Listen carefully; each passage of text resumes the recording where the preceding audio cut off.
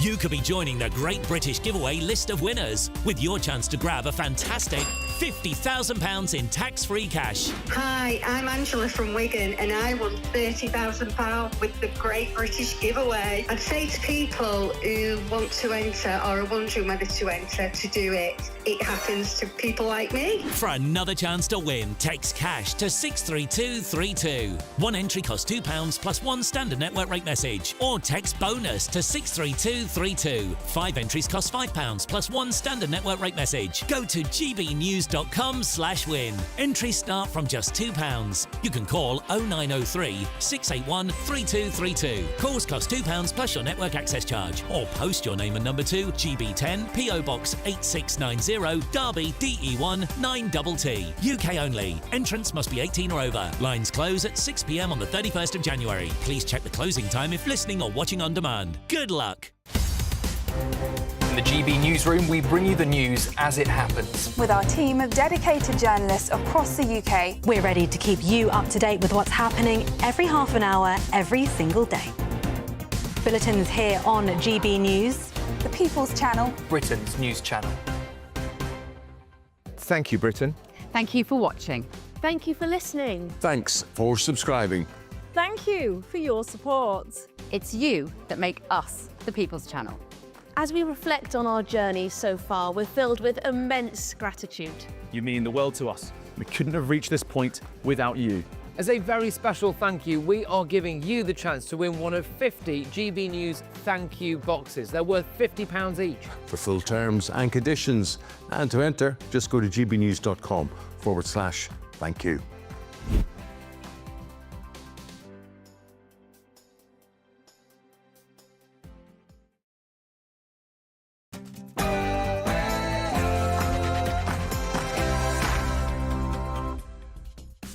Good evening. Rachel Reeves is back from China and she came before the House of Commons today in what I thought was a pretty dismal performance, but who knows, maybe my panel will disagree.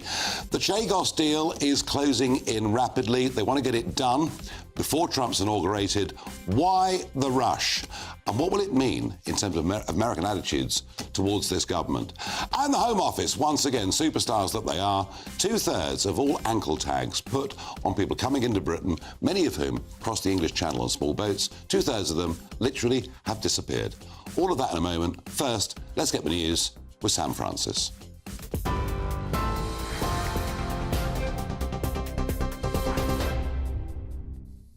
Nigel, thank you, and good evening to you. Just coming up to 1 minute past 7. Well, the top story tonight, Rachel Reeves has been grilled in Parliament after her China trip sparked political outrage. Reeves defended her visit, highlighting agreements reached with the world's second largest economic power. Opportunity to make working people off by making Britain better off. That is the mandate that this government has, and this is what we will deliver. Well, despite calls for her sacking, Sir Keir Starmer insists she will remain as Chancellor until the next election. The Shadow Chancellor Mel Stride slammed her for leaving during financial turmoil here in the UK, calling it a crisis made in Downing Street. To go or not to go, that is now a question. The Prime Minister will be damned if he does, but he will surely be damned if he does not. The British people deserve better. Chancellor of the Exchequer. In other political news tonight, Tulip Siddiq has stepped down as Treasury Minister amid mounting pressure from an anti-corruption investigation. The Labour MP is facing allegations of embezzlement involving her family in Bangladesh, where her aunt served as Prime Minister. She is also under investigation in the UK over properties linked to her aunt's allies. Well, despite insisting she's done nothing wrong, she says she wouldn't stay in the role because it could be a distraction. It's the second resignation now in just 6 months, raising further questions about Sir Keir Starmer's leadership. And Shadow Home Secretary Chris Philp is one of those weighing in on Siddiq's resignation, accusing Keir Starmer of being far too slow to act. Now, I think the Prime Minister was far too slow to act in this case. The independent advisers' reports say there are still a number of unanswered questions about the origin of some of these extremely expensive properties that Tulip Siddiq somehow purchased. She had no visible means to do so. She herself claims to have forgotten certain information about how she came to own them. There are lots of unanswered questions about whether these properties are connected to Tulip Siddiq's aunt's corrupt regime in Bangladesh. Well, in a first-of-its-kind operation, 3 men have been arrested in Iraq for allegedly running a global people smuggling network, moving migrants here to the UK and elsewhere in Europe. One of the men, a 38-year-old, is accused of coordinating the transportation of migrants via yachts. The other 2 men, aged in their 40s and 30s, are accused of processing financial transactions and gathering migrants for the group. They are believed to have links to a UK-based smuggler jailed last year for facilitating small boat crossings. And the Gaza ceasefire and hostage release deal is said to be on the brink, with talks resuming in Doha today to finalise the details. President Biden says the agreement, which includes a surge of aid to Palestinians and a phased hostage release deal, is now closer than ever. Hamas is reported to have accepted the deal, but Qatari mediators warn it could still fall apart over final details. Well, with Donald Trump's inauguration looming next week, pressure is now mounting to seal that deal, which could see Israeli troops begin to withdraw. And before I hand you back to Nigel in Westminster, some royal news for you today. The Princess of Wales has revealed her cancer is in remission. In an emotional Instagram post, she thanked staff at the Royal Marsden Hospital for their exceptional care, saying it's a relief to be in remission after chemotherapy. Princess Catherine also shared that adjusting to life after a cancer diagnosis takes time, but expressed hope for a fulfilling year ahead. And that message, signed Catherine, also thanked supporters for their kindness over the past year. Those are the headlines for now. I'll be back with you in an hour. Now, though, it's over to Nigel. For the very latest GB News direct to your smartphone, sign up to News Alerts by scanning the QR code or go to gbnews.com/alerts.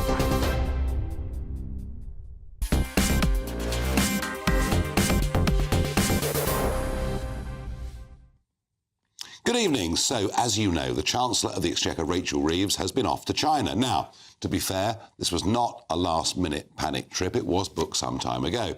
Although I have little doubt she would have urged the Chinese, please, please, please buy government bonds, because our 10 and 30-year yields, that mean interest rates, have been going up and up and up over the course of the last few weeks. That at the same time, as inflation is going up, as growth is at best flatlining, and the pound is starting to tumble on the exchanges. I have to say, I thought her speech today, I'm not even going to show you any of it, frankly, was a nothingness. I believe she's completely and utterly out of her depth. And when she says that growth is the #1 mission of this government, well, you know what? Increasing the size of the public sector, whilst at the same time doing things that reduce the size of the private sector, is not, in my opinion, a recipe for growth. She looks tired. Well, that's fair enough. It's not easy being a cabinet minister. But somehow you just get the feeling, I get the feeling, she won't last more than a few months. I wonder whether you agree at home. Will Reeves survive? Farage at gbnews.com. Let me know your thoughts on it. I'm joined in the studio by Madeline Ross, money reporter at the Daily Telegraph. I'm joined by Sir Robert Buckland, former Conservative MP and former Lord Chancellor, and Joe Phillips, journalist and former press secretary to Paddy Ashdown. Madeline, let's start with you. I've just gone through the list there.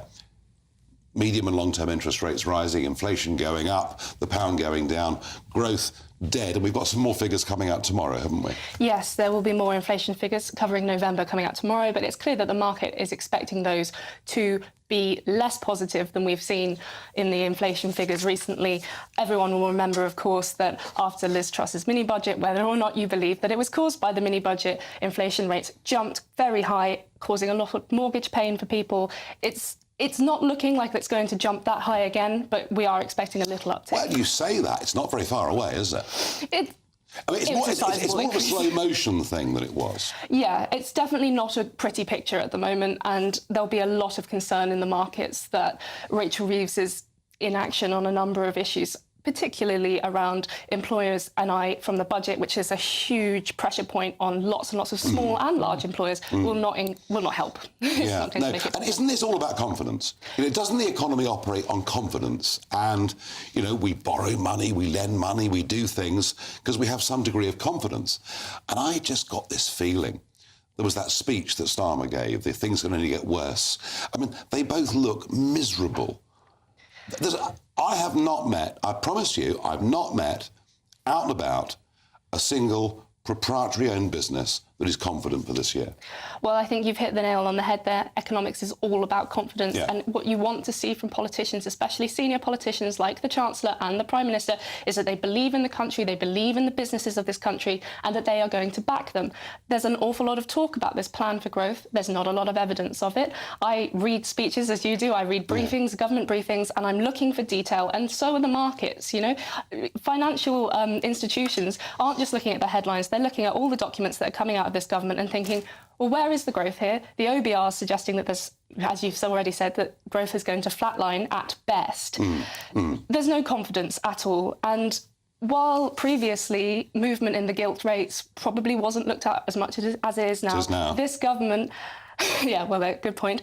This government has decided that it wants the perfect rather than the good, and so it's going to have to mark its own homework on this, and it's going to have to pay attention to something we used to not pay that much attention to. Jo, we've been around a few years watching these things, and we know the economy is cyclical. Yeah. I know Gordon Brown said the end of boom and bust, but that was really one of the stupidest things that was ever said. We all know that for the history of all time, economics is cyclical. But have you ever known a government to be less inspiring on economics? No, part of the problem is that I think neither Keir Starmer nor Rachel Reeves have got what I would call the instinctive politician. I think Rachel Reeves is a creature of... Do you mean in terms of leadership? In terms of leadership and communication. I mean, Keir Starmer may well have a vision of what he wants to do, and it is true, with due respect to you, Robert, 14 years of lack of public investment and chaos and all the rest of it that we know about. So they have got an awful lot of mess to clear up. But Rachel Reeves is a woman of the Treasury. And that's what I mean about not being political. Yeah. If they've said... And is she a former economist? Well, who knows? Or is she Rachel from accounts? Well, who knows? But, I think, as Madeleine has said, and as you said, it's about confidence. And if businesses don't feel confident, then that is sending out the wrong signals. And nobody's asking, nobody is desperately asking for a return to Boris Johnson's ridiculous boosterism. But you do have to say, this is what we want to do, and here are some good things. Yeah, their messaging is appalling. So, Robert, it's quite interesting. I'm not a great defender of the last 14 years, as you well know. Yet the idea that you slash public spending is for the birds, isn't it? In fact, you increased public spending. The deficit rocketed during your 14 years. But did you leave a £22 billion black hole? No, we did not. And I think that figure started to unravel as soon as it left her lips. I think in their attempt to really downplay things and blame the last lot, the government started on entirely the wrong footing. When the great Franklin Delano Roosevelt took over in the middle of the Depression, he smiled and gave reassurance to the country. That's politics.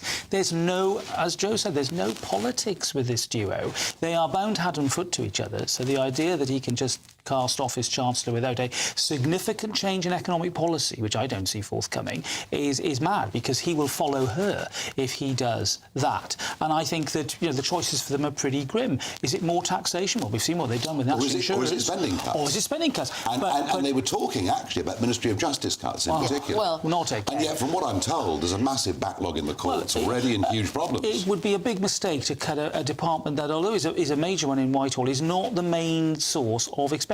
It's your benefits bill, it's your health costs are the biggest sources of public spending. And it's a Labour government with all its ties to the trade unions and the producer interests that we know exist out there. John McDonnell was on the radio this morning warning them. Are they really going to seriously be able to do significant public spending cuts without an insurrection? Austerity Mark II. I don't see... But there is no austerity, Joe. This is an absolute myth. No, but that's what they you will look at the end up size... when the Tories came to power in 2010, the accumulated national debt was approaching £1 trillion. It's now 2.8. I mean, isn't that also a reason why the markets are demanding higher interest rates for people to buy British bonds? I mean, all of that does contribute. It has to be said, but I think the immediate fluctuations are much more about the current economic environment rather than stuff that happened in 2010. Okay. You have to say, I mean, it is that lack of confidence coming back to that in the next 6 months, in the next year, that's really, because that's the forecasting period. It's 6 months a year, 5 years, 10 years, and that's what's driving uncertainty at the moment, is that there is this complete lack of confidence. I believe we did look at gilt yields in the years after 2010, and gilt yields thankfully were low because there was a credibility about the economic policy. People felt rightly or wrongly there was a plan. This is now exposing the fact that this Labour government has no plan. They have no clue. It's no good talking about growth unless you tell us how to do it. I'll tell you a remarkable fact, and the viewers have heard me say this once. In 2008, the American economy was the same size as the Eurozone. It is now double. Yeah. And there are some lessons there somewhere. Yeah. Let's do a bit of politics. We know that Keir Starmer is very close to Rachel Reeves, but we're also told that Tulip Sadiq was possibly his best friend in politics. She's been forced to resign as Treasury Minister. Again, it's the same department today. And this is over links to her aunt, who for many, many years ran Bangladesh, is accused of corruption, and we're talking billions. And Tulip Sadiq has occupancy of several houses in London that were gifted to her by the family. Should she have gone earlier? Yes. I mean, this is the second minister after Louise Hay. They dither, don't they? They dither. And I know we've had this conversation before, Nigel, but where is the curiosity amongst your colleagues and within the communications department that sort of says, hang on a minute, Tulip, you've got a house here, you've got another house here. And you didn't buy them? Yeah, so where's that come from? And wouldn't you, any self-respecting journalist, would be thinking, hang on a minute, let's have a look at this. Any self-respecting employer might have been a little bit curious. And that's what bothers me. It's that naivety. It's a bit like Louise Hay, the ex-transport minister, forced to resign. And this doesn't look good. It really doesn't look good for this government that has had 14 years, or certainly 5 years under Keir Starmer, to prepare for government and to, make sure that it's who is running their press? Who is running their PR? Because it looks so amateur. It's dreadful. It is such basic level stuff. You mentioned just now, Robert, FDR, Roosevelt. He came in. What did he come into? He came in, Great Depression, all of that stuff. A banking crisis. And he did the New Deal, which transformed America, particularly in the cultural sector.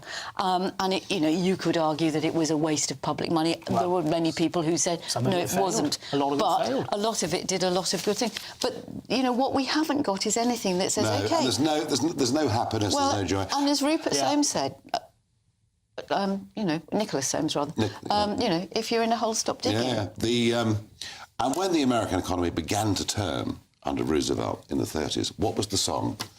Happy days are here again. Happy days are here. Very good. Well, I'm a secret musical junkie. That was our quiz question for the evening, and Robert got it. But he's got to I'll sing it for you. Absolutely right. Now, Madeline, thank you for coming in and joining us.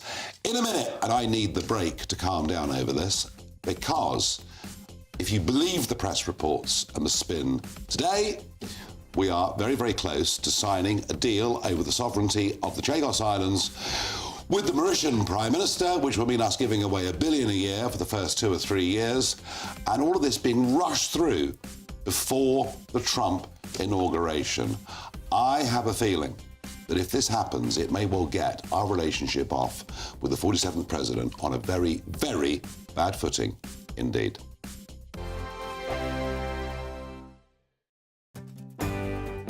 I'm Patrick Christie's. This is GB News, the People's Channel, Britain's news channel.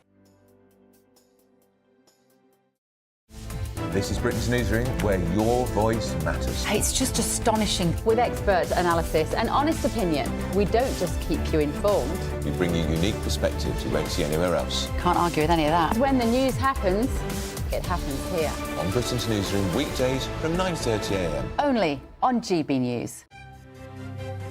GB News Breakfast, every day from 6 a.m. have you noticed that more and more stores are closing? Well, last year, apparently 13,000 stores closed for the last time on the high street. Well, experts warn the worst is still to come for our small businesses. Well, let's talk to retail expert Jeremy Baker. Good morning to you, Jeremy. How bad is it and what can be done? Well, nothing can be done about it. Retail is like that. It's a boom and bust operation. So last year, let's say you had a shop and it was booming. This year, the consumer can just change their mind. They don't need to come back to your shop ever again. Well, it is sad, Jeremy, because our high streets are the beating heart of our communities, aren't they? And for many people, I know I can relate to my high street, it is such a depressing sight, walking down there and seeing them all boarded up and closed down. But how often do you walk down there, boarded up high street? I think people move on to something else. The online world is very big. Yeah. And lots of other things are very exciting. And so people, you know, the shop, I like to go to my GP in a shopping centre and get my tests done there rather than tramp off all the way to the GP, for example. And children could go to little schools in the high street. I've seen that happen already. So lots of things could happen to the high street. It could be much more social centre. Much more kind of like pubs, coffee shops, all that, charities. I don't see anything wrong with charities taking over, but the idea of the shop-centred high street finished, that's gone, never coming back, goodbye. It's not sad, it's just life. GB News, the People's Channel.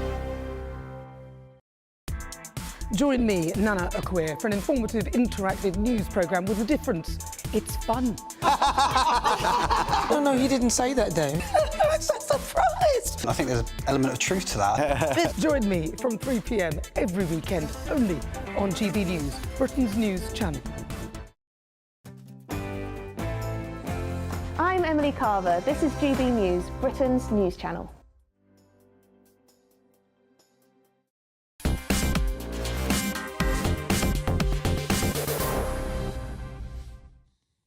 Some of your thoughts on whether Rachel Reeves is going to survive for the next few months. Nick says Rachel Reeves does not understand economics. The 10-year bond yield is higher than it ever was under Liz Truss. Reeves has proved herself to be totally incompetent and unfit to be Chancellor. Reeves must resign now, or she really will crash the economy. Wouldn't that be ironic? And Paolo says, Nigel, you've got Rachel from accounts all wrong regarding growth. Of course we will have growth. It's called negative growth. I think that's called recession, and we're not too very far away from it. Regular viewers of this programme will know, and those that have seen me in Parliament will know, I have been utterly furious over the Chagos giveaway. I can't see any need for it. I think it's a bad deal for our national interest. I think it's a bad deal for American national interest. I think it's a bad deal for global peace. And it's a rotten deal for the Chagosian population themselves, who do not want Mauritius to have that sovereignty. Sir Robert Buckland, so let's just get back to the roots of this. Yeah. This is the International Criminal Court, a subset of the United Nations, effectively, who are on a big decolonisation kick. Yeah. Did we ever have to listen to them? No. The International Court of Justice was issued an advisory judgment. I represented the UK in 2018 against the Mauritian government. I had a team of silks, me leading them, to say there is no evidence that Mauritius ever had a claim on this archipelago, which isn't even in Africa. It's south of India. It's miles away. 1,300 miles exactly. away. And I pointed this all out. I had a slideshow with evidence, with cabinet minutes from the Wilson government. At no time did the Mauritians ever say anything about these islands. It's not until the 80s that you start seeing noises being made about the Chagos Islands. Let's not forget, we administered the Chagos Islands, Mauritius and Seychelles together. Seychelles have never made an argument like this. The whole thing is specious. The claim is specious. So why, later on, when James Cleverly was Foreign Secretary, did he begin talks? Well, look, I'm not blaming you, I'm just asking. I heard about that and was extremely concerned because, in my view, we should have absolutely held firm. There were legitimate reasons why the ICJ should never have heard the case. They don't deal with sovereignty disputes. This decolonisation idea got a grip, and I argued against it, and they ignored all the arguments we put up. It seems to me that this deal is spectacularly naive. The timing is appalling. Before the Mauritian election and then before the US election. But why the rush? This is the one thing. You know, and of course, I wonder whether people realise that, of course, Mauritius is signatory, Joe, to an anti-nuclear treaty, the Treaty of Plebinda, with other African countries. I mean, if the Americans can't use it for various bombers and perhaps even for nuclear submarines to come and get refuelled or whatever it may be, what's going on? What am I missing? Well, I don't know. I mean, I think it seems to me that, you know, in the 1960s, we were in the wrong for sending the people with off the actual islanders themselves. I think we all agree with that. I think, you know, that is... Yeah, and I made an apology to the court about that. And I think that's where it's all got tangled up, in trying to make one thing better and correct a wrong. We've now got tangled up in this ridiculous thing, which is clearly, you know, it's bartering. Oh, give us more money, give us more money. And there are real serious questions now being raised about the possibility at some point in the future, maybe, about undersea cables for intelligence gathering. Never mind Diego Garcia and the fact that China can now get close. Precisely. China will be laughing about this. This is just what they want. It's in their interest. And I think that to ignore that geopolitics, which is what the government seems to be doing, is just... Well, they are. And I've got a feeling, Robert, it's not much more than a hunch, and I may know more when I come back from Washington next week. I have a feeling that the British government and the Trump administration are about to get off to a very rocky start. Well, as you said, which is not in our interest. No, it's not. Why time it now? Why not wait until the new administration settled in, see what their view is? Their view is clearly important.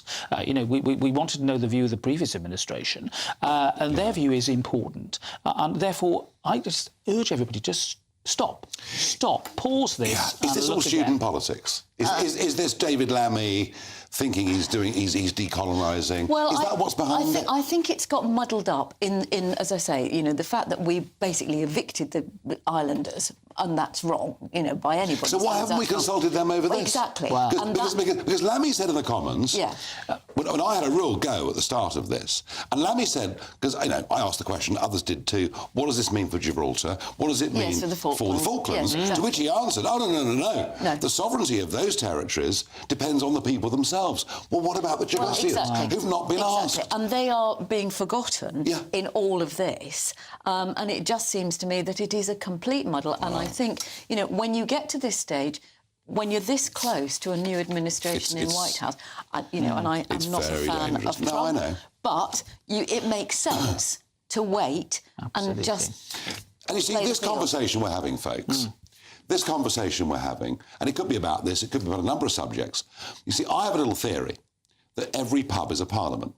I'm being serious. I've so often been in a pub debate where I've had an opinion and someone says, hang on a second, have you looked at it like this? And you actually can be turned around in a pub over a drink by the power of debate. And I think it's pretty fair in pubs for virtually everything, within reason, to be up for debate. However, the new employment rights legislation, which is designed to protect employees, says that debates should not happen in pubs if they're offensive to staff. And this could well include debates such as transgender rights, veganism. They're just two examples. And if they're being expressed in a contentious way, people in the pub could be asked to leave. I mean, you must have closed the pubs down. Look, this is just lunacy. It's silly. But you say it's silly, but it's real. Yes, I know it is. And these concerns have come from lawyers.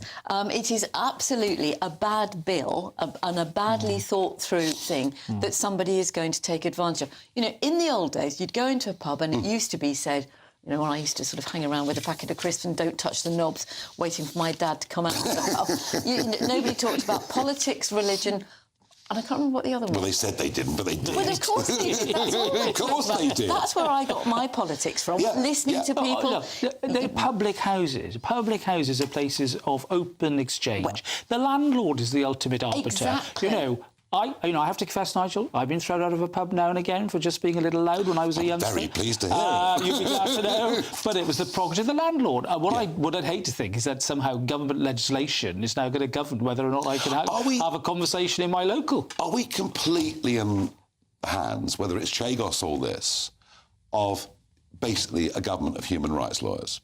Well, look, I, as you know, plead guilty to having been a criminal barrister for most of my career before I became an MP, and I've been dealing in what people now call euphemistically human rights for 30 years. I call it, the liberty of the individual. There's a whole industry that's grown up. It depends where you take that to. Exactly, and there's a whole industry that's grown up that has sort of romanticised and glamorised all this in a way that I think is unnecessary. You and I know, will disagree about the European Convention. But that's fine.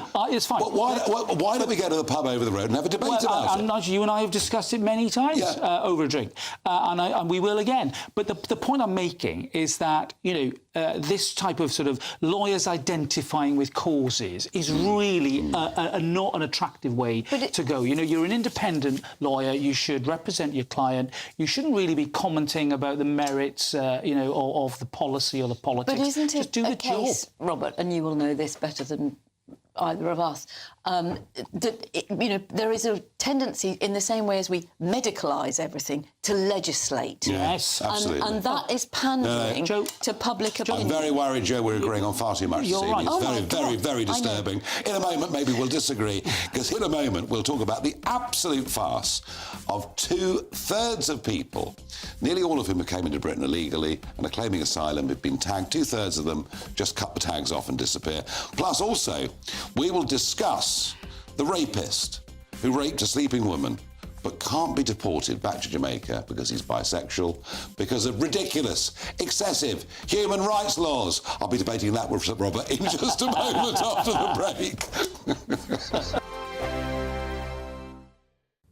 Hello again. Very good evening to you. Here's your latest GB News weather forecast from the Met Office.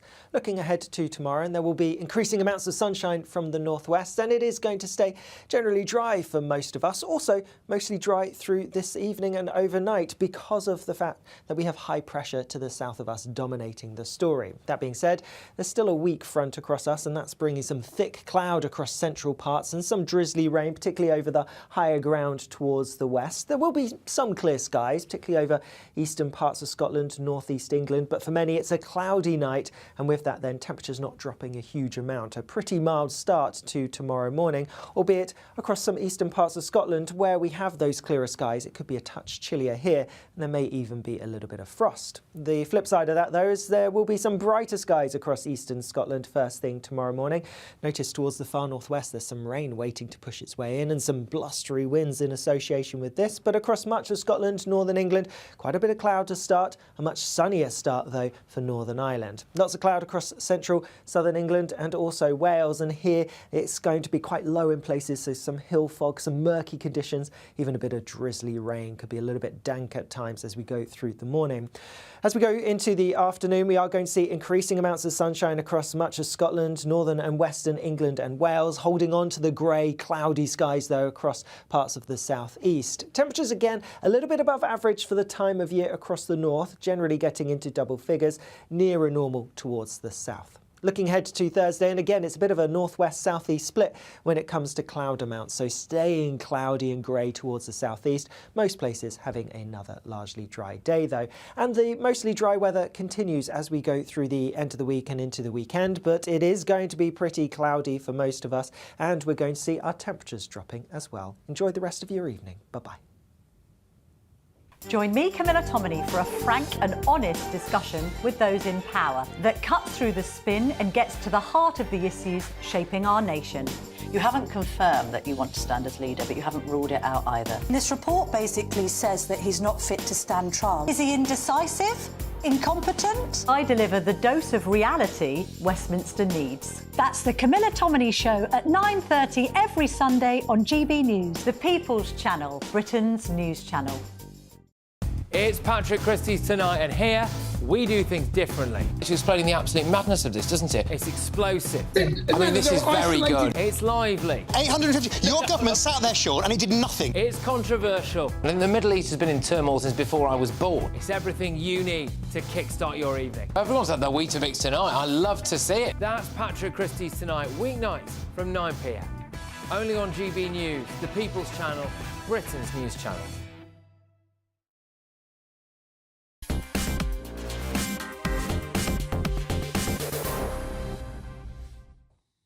And once again, Soft Touch Britain does it again. Yes, we're so good at this, aren't we? 2/3 of asylum seekers who have been electronically tagged, we now have no record of. We've literally no idea where they are at all. They've disappeared. They're no doubt working in the illegal economy somewhere. Just at every level. Now, we're told that many of those that cut their tags off over this time period have come from Albania, but I don't see the relevance of that, where they've come from.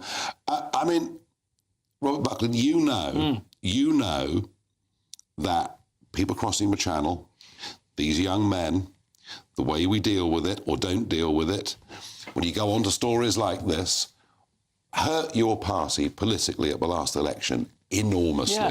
Yeah. The majority of decent people are just enraged by this. And so am I, because we're facing this tide of economic migrancy that's coming to us from other parts of Europe. So you don't think they're refugees, genuine refugees? I think a lot of them are not, and that's the thing.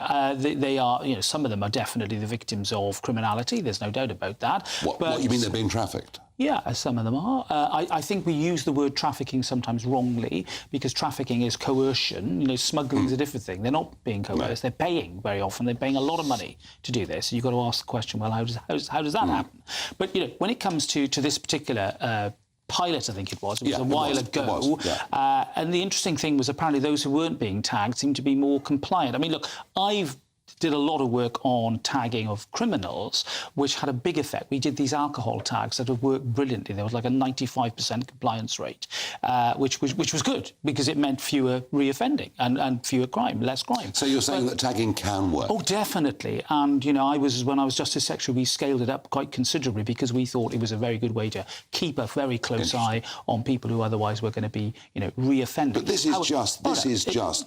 is just complete abuse, isn't it? Look, this is abuse. I think that the truth is that when it comes to how we deal with this, the country-by-country deals are important. I think the evidence was, when we did the deal with Albania, that the numbers did start to come down quite considerably in terms of young men. Afghanistan and Iraq are among the top 3 countries of those coming in via the small boats, and we don't return anybody to Afghanistan or Iraq. Keir Starmer has had a meeting today, or was having a meeting today with somebody from Iraq to talk about a possible deal on returns. Well, that's what we need, because Syria is still on the list, but we can't send people back to. No, we can't. Why not? But at the moment... But, Joe, can't you see...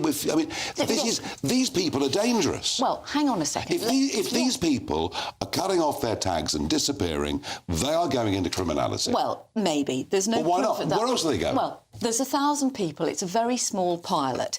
The idea that they can cut off the tags as though they're sort of labels from a shop makes you think, what sort of tags are they using? Well, exactly. You're saying the sobriety tags, as they're called, work. Which is interesting. Which is interesting. Yeah, so clearly there is a technology there. Yeah. But if they're able to cut them off with a pair of kitchen scissors, then the tags need upgrading. Correct. There is a question here about, I know we can talk about immigration until the cows come home, go back out again for morning milking, but actually this is about the incompetence of the Ministry of Justice or the Home Office for what are they doing? But that's presumably why they had a pilot. Because we're not recognising yes, I know, Nigel, that so many of these young men actually pose a threat to us and are coming in for bad reasons. But some of them are, but not all of them are. And the problem is that the debate gets taken away by people who will use it to their own ends, not least of all, All right, well,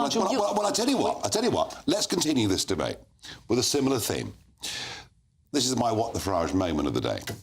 So, a migrant comes into Britain from Jamaica. He rapes a sleeping woman. He says he didn't know having sex with a woman who was asleep was wrong. He gets a prison sentence.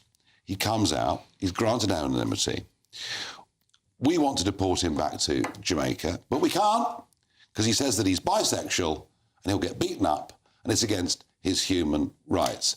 What about the human rights of our people? Well, I agree, Nigel, and this is why... Well, you agree? You're a supporter of all this nonsense. No, because that is one case report. First of all, with regard to those rights to family life, they're qualified rights. You know, they're not absolute. If there's a threat to our national security or our safety, we can disapply that. And clearly, where you've got somebody with a serious conviction... Why do British judges not disapply? Well, look... And you know they don't. Look, each case falls on its own facts, and no doubt this case will be appealed. I think if the Home Office are doing their job, they should be appealing the case, because this is a guy with a rape conviction. Now, we've got the freedom now, you know, with Brexit, to send people back, particularly, you know, to other parts of the world, because they have previous criminal convictions. Robert, you say that, but actually, is Brexit complete all the while that court in Strasbourg still has a say? Oh, look, Nigel, you're comparing apples and pears.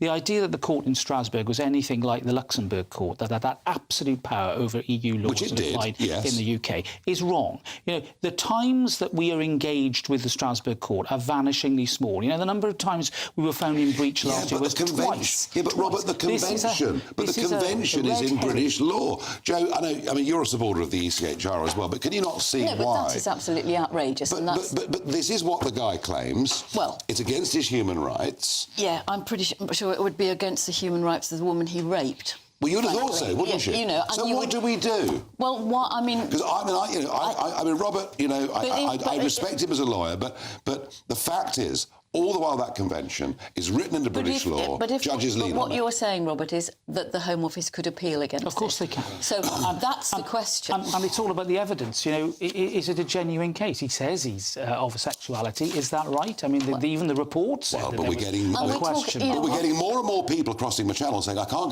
be sent here because I'm gay. I know. And there are 120 countries in the world where homosexuality is frowned upon. Yes, there are. But you've got to ask yourselves, you know, is this problem particularly, you know, because of the European Convention? There are other European countries that are merrily deporting people without worrying about this sort of thing. I know. And therefore, what's the problem? Why is Strasbourg the source of the problem? We are a rule-obeying country, and we've written this convention into British law. Now, there are things that I think we could do with the Human Rights Act, which, of course, the Labour government brought in back in... amendments? Yes, I do. I think we can make it much clearer that we don't have to be slavish in our adherence to European convention law, and that there's a wide discretion for our judges and our courts to do things in the way that we always have without worrying about the convention. It should be hardly ever engaged. And that's why, you know, with the greatest respect in the world, Nigel, it's a red herring. Stop talking about a red herring. I don't believe it for a moment. I have to say, I just think the British judiciary is of that mindset where they will always apply the convention. Now, I do have a Home Office statement somewhere to read out, if somebody will put it on my screen for me, because I have to do this, otherwise I get in trouble, and I'm always in trouble anyway. And will they say... So the response to this story is...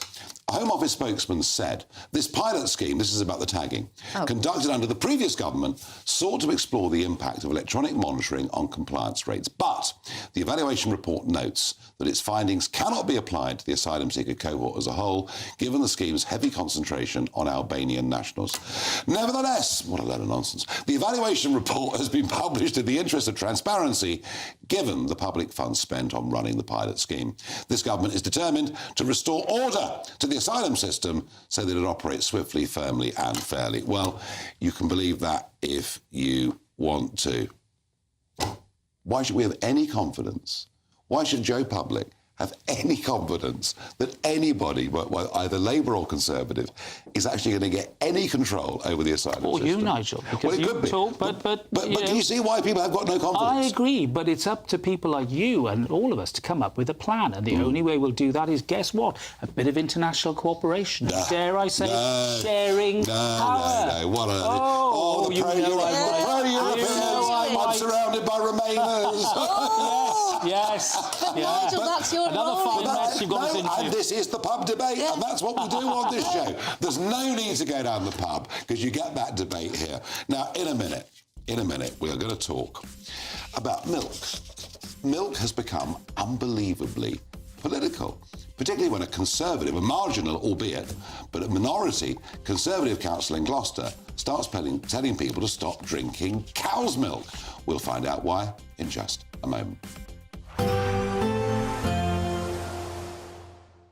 Can't wait to get in that sea. Lovely and warm. Just like the feeling of having great travel insurance. All Clear Travel Insurance sponsors GB News Travel Destinations Forecast. If you are searching for any winter sun, you'll find it in Iberia, but it's going to be breezy in the Canaries and there'll be further showers across much of Greece. Cyprus is looking fine and warmer than average for the time of year. This area of low pressure bringing some showery rain to the south of Italy and Sicily. Balearics, Spain, Portugal, mostly fine, plenty of sunshine, but an area of showers will approach here during Thursday and Friday, making it feel a little cooler. All Clear Travel Insurance sponsors GB News Travel Destinations Forecast. Good Afternoon Britain isn't just about us. The wonderful thing about this programme is it's about everyone watching. It's an interactive programme. Well, there absolutely is something to see here, and we're going to be talking about it more. Whether it's breaking royal news, Will, please bring us up to date. Or indeed a particularly punchy speech in the House of Commons. Very, very curious. We bring it to you live, and then we bring you live reaction as well. That's Good Afternoon Britain, weekdays from midday. Only on GB News, the People's Channel, Britain's news channel. This is GB News, Britain's news channel. And fashionistas are keen to see which new trends are set to hit the catwalk. Well, our next guest is very well placed to share her predictions with us after being a contestant on hit ITV series Dress the Nation, as well as being an upcycling and sewing consultant. Wow. Joining us now is Tendai Murewe. I want to go back to you appearing on the ITV Dress the Nation. Right. Tell us about that experience. What was that like? Oh, that was one of my highlights as a upcycling consultant. I learned to sew in my kitchen 5 years ago. And then, during COVID, just making masks. Then the next thing I was on a Dress the Nation, making dresses in front of TV. Yeah, it was just incredible. I think we all had all these clothes that we have, but we don't know what to do with them. So mainly I started with men's jackets, taking off the sleeves and putting it like a print on. I've tried this. I've tried taking off my sleeves before. I now have about 3 jackets with no sleeves. I never managed to put them back on. You need to come to a workshop. You need to come to a workshop. I need an upcycling consultant. 2025, what can we expect fashion-wise? I think bold prints are back. People are loving. I think you walk on the streets in frollals and oversized men's jackets. So the exact opposite. We have drastically underperformed this morning. You're just saying not like us. We just woke up this morning and thought it's winter, it's cold, it's grey. Grey, miserable. Is that not the way to go? No, it is. It's still, I think because fashion is expressive. It's whatever you want to express yourself. GB News, the People's Channel. Hi, I'm Michelle Dewberry, and my show is your opportunity to cut through all the noise and dive in headfirst to some robust debates. Ideas clash. Situation, isn't it? Because the failure is... You're deliberately avoiding my point. Nothing's held back. And if you think this is the end of it, wait for more. And we do not shy away from the difficult stuff. Sometimes I want to shake people and say, if only you understood. So join me on Dubes & Co. weeknights at 6 p.m, only on GB News, Britain's news channel.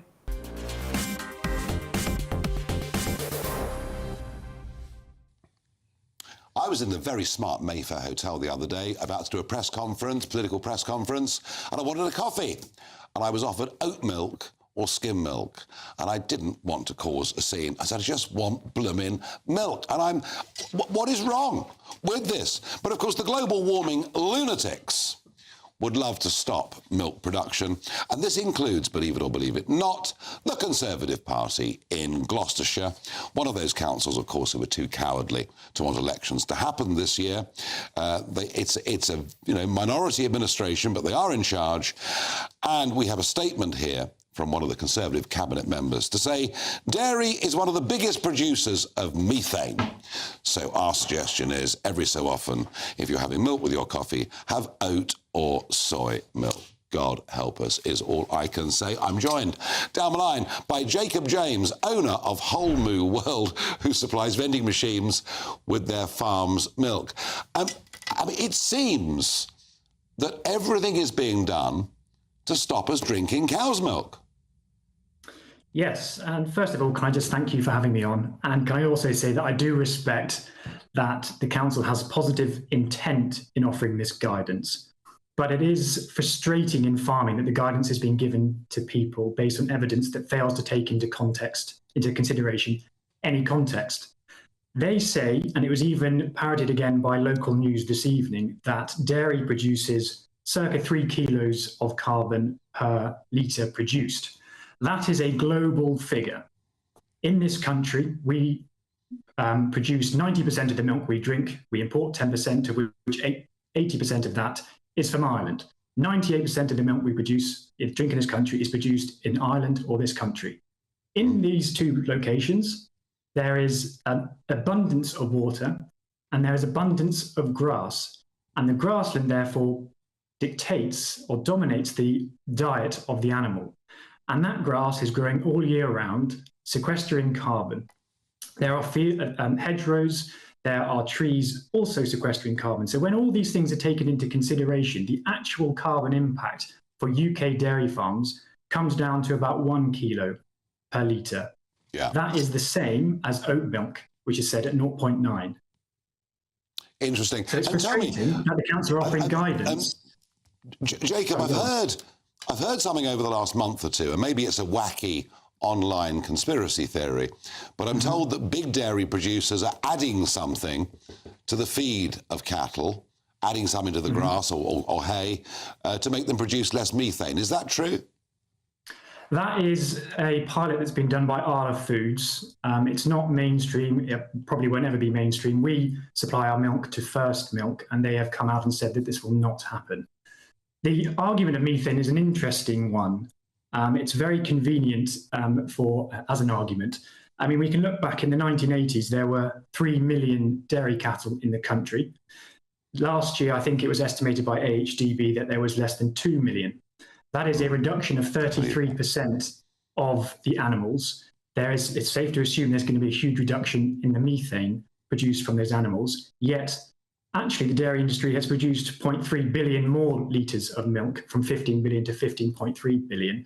I would like to challenge local government and even wider government to match what the dairy farmers have been doing in terms of being a little bit more efficient in their headcount and a bit more productive in what they give us.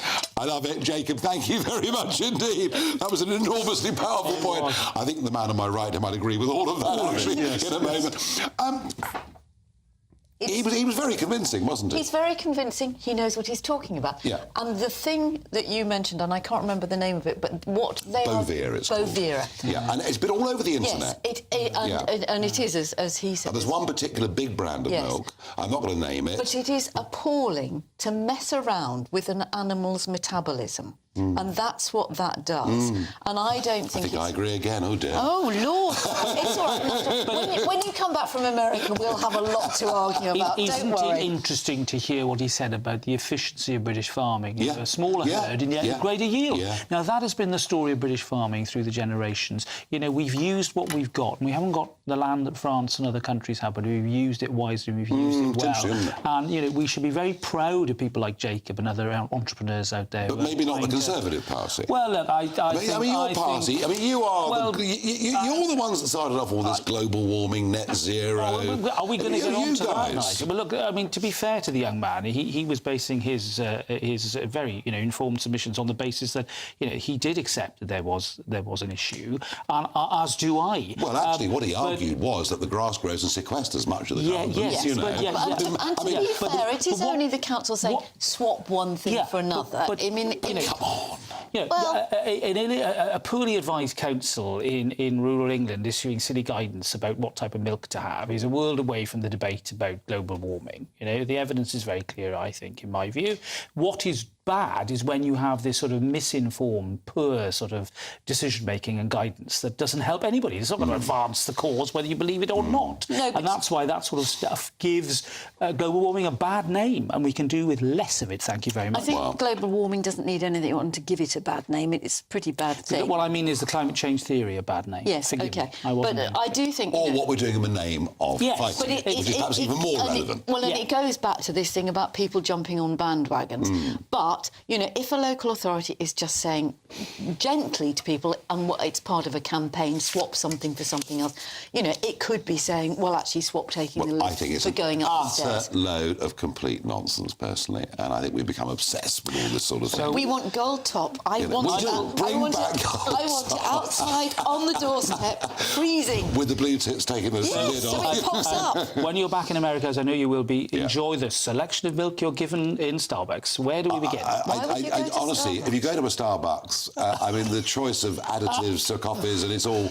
very... And the coffee doesn't taste of coffee. It's hot water. I think it's dreadful. It's appalling. It's like something out of a thermos I have to say, flask. generally, people moan about British food. I think generally our food's better than most American food. I entirely agree. You know, I entirely agree. Thank you to my very polite panel this evening. Now, I remember back in the Brexit referendum going and speaking to a group of farmers in central London. I was with a chap called Jacob Rees-Mogg, who I think you gave the most pro-dairy and pro-cream on everything speech I've probably ever heard in my life. Well, I drink cream on everything. Imperial gallons of cream are served in the Rees-Mogg household. And what is a Conservative doing, putting out this socialist message, telling people what to drink? It's none of our business. People should drink what they like. And even worse, this running away from elections, which I think is disgraceful. No Conservative should be afraid of an election. Well, this has happened, really Jacob. silly. This happened on Friday, and we've got... It's great news for you. I mean, it just plays into your hands, because you can say it's the Unit Party. Yeah. All cancelling elections because we're frightened of voters. It's so stupid, and it's all about the bureaucracy. Conservatives who put the bureaucracy ahead of voters are not really Conservatives. Well, it's very interesting, but it's happening. The Labour government will decide whether it accepts all of them. Most of them it will, some perhaps it won't. Just quickly, Jacob, what's your big line tonight? We're talking about the Labour government messing up the economy with the workers' rights proposal. We've got Andrew Griffith on talking about that and the economy more generally, and Suella's coming on to talk about the Chagos disaster and the absolute craven kowtowing of Starmer and his mates, giving away and paying to give away a bit of British sovereign territory and ignoring the Chagosians. It's quite extraordinary, and I was just saying earlier, I've got a feeling the start with the American administration is going to be very rocky indeed. Let's have a look at the weather with Alex Burkill.